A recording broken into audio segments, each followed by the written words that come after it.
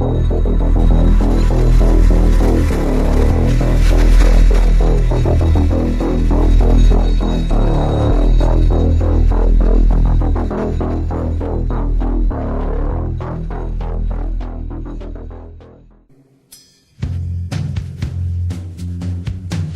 name is Nassime Saabs. On the Illuminati, the Rothschilds are not humans. They're not just the richest family in the world. They are gods in human bodies. More or less the counterfeit of what Jesus Christ was when he was on the earth. They're the sons and daughters of Lucifer in human body, and his wife, and so on. Oh, I'm so glad somebody brought that up. The Attorney General we have now was, before Carter appointed him, and by the way, was also in charge of Carter's campaign, the man who formed the National Lobby for Gun Control. He has spent over $5 million of his own finance to ban guns in the country. Now, we're told two things on the gun control. Then I will tell you what the new Gun Control Act is that's been written, that we just got our eyes onto recently. The gun control lobbyists say, quote, we only want to ban handguns. Well, they proved that's a lie when they just tried to ban all guns and gave the National Guard the right to go in and confiscate them in Massachusetts. But that was defeated. And the other was law-abiding citizens could own it. Right now, you can own a handgun in Frisco if you get permission, right? But they're not giving permission to anybody. Now, the new Gun Control Act, and the reason I'm on this about guns is their timetable will never work if individuals are allowed to buy guns. This is one of their main objectives to get rid of. If you'll notice, England's a prime example of it, and that was the Rothschilds doing.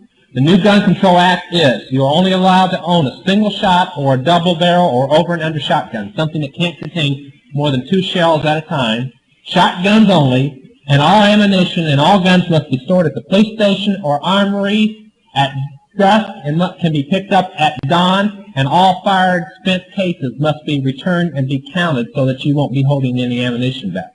That's Carter's new Gun Act. He expects to have it a law in 2 years.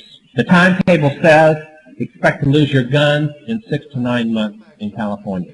I have a Christian friend that is a special investigator that I just talked to recently on the phone 2 days ago for the Attorney General's office in California.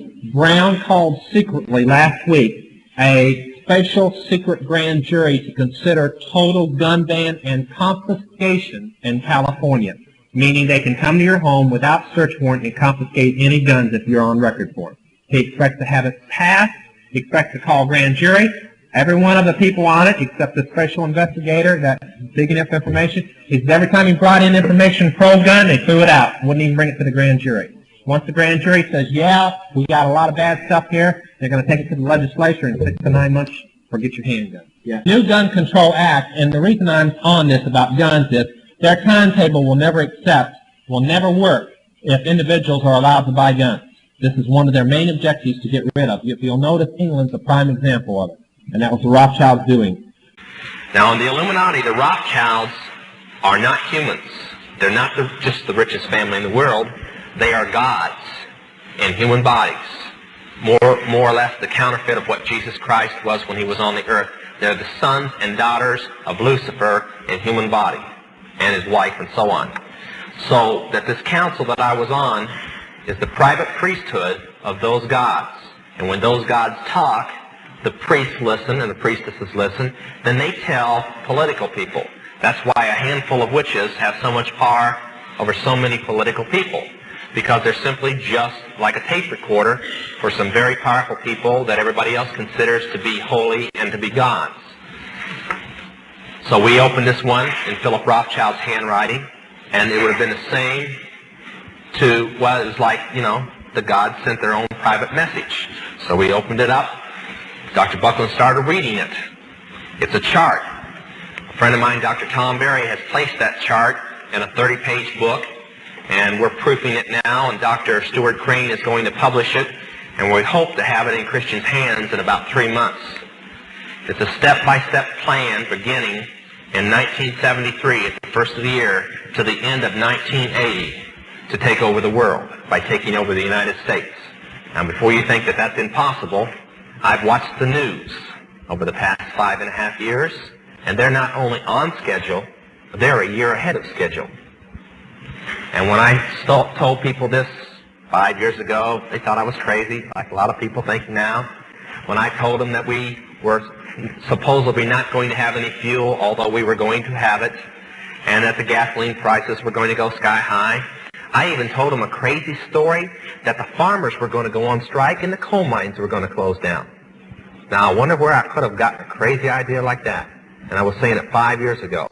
Only when I went on the East Coast this time, nobody was laughing because they were getting cut back on electricity and people were only working 20 hours a week because there wasn't any coal. So after reading this, I thought, these people are really crazy. You know, crazier and crazier. But I stopped laughing when I read the sixth letter. It was in Philip Rothschild's handwriting, too. Now, before I tell you what's in it, I want to say something. The Mormon doctrine and the witchcraft doctrine are almost identical in how the world began. According to the witches, Lucifer chose his son and his daughter, which were married, to come to the world and lead the rest of his little kids down here. Believe it or not, they're supposed to have landed in a flying saucer. And they landed here, and man was just more or less assuming their shape from apes, and they intermarried with man, and that's how, well, the original people were the witches that arrived, and their children became the witches, and the ones that they didn't marry with are the mortals. If you remember Bewitched, you remember the doctrine of witches and mortals. Now, that may seem a little crazy to you, but they firmly believe it. And that Adam, who had the ability to turn back into other lives again, like everybody else did not. Because when the evilness of man settled into the garden, and that's why the garden was bad, there's no original sin according to witches. And Lucifer had planned to come and live on this world along with his children, but he couldn't because of all the evilness of man. And when they say that, I almost feel like they want to write Christians sometimes, the way the doctrine goes. But Adam would come back to bring peace to the world and to unpollute it so his father could come back. Now that's their doctrine. And when the sixth letter said, we have found Adam to be in the world, and he is ready to make peace so that his father can return. I knew enough about revelations in the Christian Bible to say, hey, I'm in the wrong camp. And I asked a very stupid question at that moment. I said, isn't this in the Christian Bible? Now, witches teach that the Christian Bible is an absolute lie, created by the god of evil named Jesus. Okay? So when I asked that, I almost got lynched. There are some that are recycled as humans over and over again. I talk about it in Angels in the Flesh. Yeah. There are some who just recycle over and over and over and over as humans. They preach ascension, but they will bring destruction. This is a picture of Sananda. The churches have adopted it as Jesus. This is not Jesus. This is Sananda. He also goes by Asu Emmanuel. This is who they call Lord Ashtar. It simply looks like a satanic representation to me of Haliel, of Lucifer. And their symbols are seen everywhere. No, this is not just pertaining to the reptile Draco Empire. This is all of them, folks. They all worship Lucifer. They all worship the same God. While they're busy preaching to you that you can become your own God, look who their master is. It's Lucifer. And their council rules above the earth. The 13 members of the Ashtar Council. Lucifer is the boss. He's known as Lord Ashtar. And his 12 dwarfs. He also plays Sananda Jesus. He can work through him. He can indwell Sananda. You have Sananda, Maitreya, Germain, Saint Germain, who they now claim is working through Donald Trump, one of his clones. Just as Maitreya worked through Obama's clones, this Saint Germain is going to work through Donald Trump's clones. Have Lady Magda, who is Eve. There's Lilith, there's Hatan, there's Cortan, Munka, Soltek, Azrael, Inca, and Uriel. That's not Uriel. The Archangel Uriel, it is a mimic. They just stole his name. And here are some of the more notable features of these on the Ashtar Command, who are coming as Ascended Masters. Lord Ashtar, also known as Sunat Kumara. This is the Sananda, the Jesus biblically known as the Antichrist. He will play either the Antichrist or false prophet. He will promote Islam and Allah and all that kind of... Another name for him is Allah. So, yeah. This is Maitreya, biblically known as the false prophet. He could play either one. Between Sananda and Maitreya, you're looking at the two beasts of Revelation. He is the Imam that they are waiting for, the Muslim Imam. He may promote Sananda as Allah to be God, or he will promote Maitreya as Allah to be God. So now, what does he look like? Well, I would say, but I don't want to give them any ideas. But I will tell you that the picture in the churches is Sananda. That's why Father always says, I'm not in the churches. Yeshua says, I'm not in the churches. Because they have pictures of Satan all in them, Sananda. Yeah. He doesn't look like that. So the one that when he comes and calls himself Jesus and people recognize him because he's been hanging in their churches all this time, that's Sananda. That's one of Satan's people. But the devil has thousands in his faction, in his group, his organization, and they all work for him. And exactly what I'm seeing in the Bible codes. And it all becomes in reference to the arrival of Sananda, the pale horse rider. In Revelation 6:8, when the pale horse rider arrives, he brings hell follows after him. He's going to arrive like he's some savior of the world. He's going to try to play Jesus. But right after he arrives, there's going to be an avalanche. There's going to be an invasion. Because hell follows after him. It doesn't say how long. It's just going to be a very short space of time. then you have Eve. Eve left Adam. She actually had Cain. Her firstborn child was Cain, and that was Lucifer's son. She was consorting with Lucifer as well.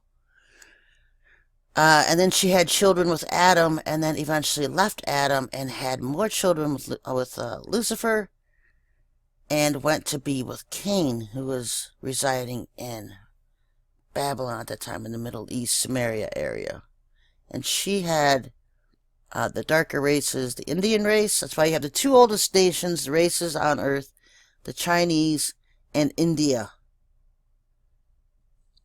So, I've talked about this stuff for years, folks. She also plays Athena and all these other goddesses. She also plays the mother of Jesus in the Catholic Church. All the depictions of Mary in the Catholic Church are actually of Eve. And Eve did have red hair. Something noted about her, Lilith was very petite, about 5'8", with dark hair. So you see these depictions. She likes to turn her hair red, which is why a lot of celebrities will dye their hair red in honor of Lilith, because they're all witches and they worship her.